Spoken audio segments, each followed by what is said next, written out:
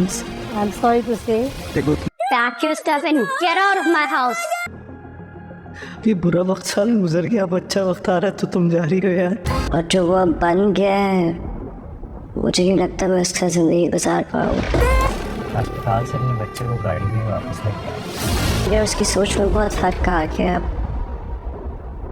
वो मुस्तफा नहीं रहा जिससे मुझे कभी मोहब्बत हुआ करती थी। तुमने वादा किया था मुझसे कि तुम आखिरी सांस तक मेरा साथ दो। श्योर कि ये डैन मूसा एक दिन गेमिंग इंडस्ट्री का बहुत बड़ा नाम बन के उभरेगा।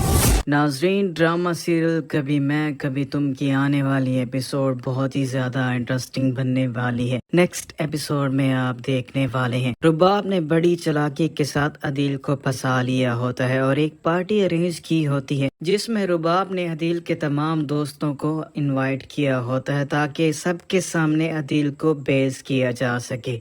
और रुबाब अपनी दोस्त नताशा को भी माफ़ नहीं करने वाली, उसकी हकीकत और अदील का अफेयर भी सबके सामने लाने वाली है। वो बहुत बड़ा तमाशा करती है और अदील को सबके सामने बदनाम कर देती है। रुबाब की बातें सुनने के बाद अदील के पांव तले से ज़मीन निकल जाएगी और अदील के पास भी जाने के लिए कोई और दूसरा ठिकाना भी नहीं होगा। अदील से सब कुछ उसका छिन जाएगा। अदील ने इतना लालच किया होता है जिसकी वजह से वो अब बर्बाद हो चुका होता है। और वहीं दूसरी तरफ रुबाब यहीं पर नहीं रुकती, वो अदील के माँ बाप के पास जाती है और उनकी काफ़ी ज़्यादा इंसल्ट करती है और उन्हें धक्के मारकर घर से निकाल देती है। अब शगुफ्ता बेगम को और इफ्तिखार साहब को एहसास हो रहा होता है जब उनके पास ना घर होता है और ना ही कहीं जाने के लिए कोई ठिकाना होता है। वो सड़क पर दर बदर भटक रहे होते हैं और शगुफ्ता को उसकी गलती का एहसास हो रहा होता है। शगुफ्ता इफ्तिखार साहब से कहती है हमने शर्जीना के साथ बहुत बड़ी ज़्यादती की है, शर्जीना का इसमें कोई भी कसूर नहीं था, ये सारा किया धरा रुबाब और अदील का था। और वहीं दूसरी तरफ शर्जीना की काफ़ी ज़्यादा तबीयत ख़राब हो जाती है। वो बार बार मुस्तफ़ा को फ़ोन कर रही होती है लेकिन मुस्तफ़ा से उसका कोई भी राब्ता नहीं होता।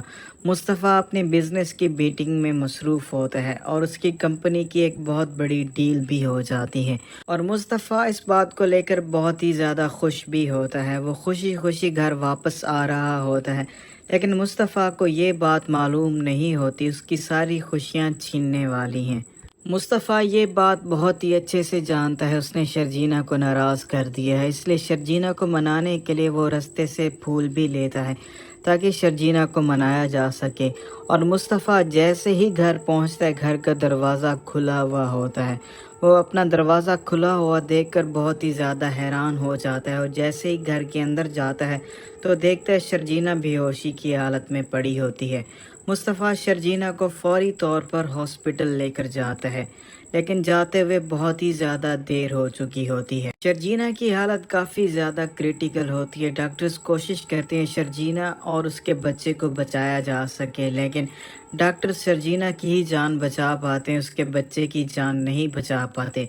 और जैसे ही डॉक्टर ऑपरेशन थिएटर से बाहर आता है मुस्तफ़ा डॉक्टर से सवाल करेगा शर्जीना और बच्चा कैसे हैं। डॉक्टर मुस्तफ़ा को बताएगा हमने अपनी तरफ से पूरी कोशिश की है लेकिन हम बच्चे की जान नहीं बचा पाए।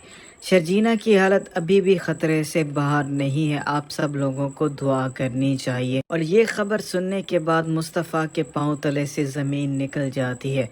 उसकी लापरवाही ने शर्जीना को इस हालत में ला खड़ा किया होता है। मुस्तफ़ा शर्जीना के पास जाएगा और जाकर उसे बताएगा तुमने मुझसे वादा किया था तुम हमेशा मेरा साथ दोगी, अब तुम मेरा साथ छोड़कर जा रही हो, तुम ऐसा बिल्कुल भी नहीं कर सकती। हमने अपना तमाम मुश्किल वक्त गुजार लिया है, अब जब अच्छा वक्त आने लगा है तो तुम मुझे छोड़कर जा रही हो। तुमने मुझसे वादा किया था तुम अपनी आखिरी सांस तक मेरा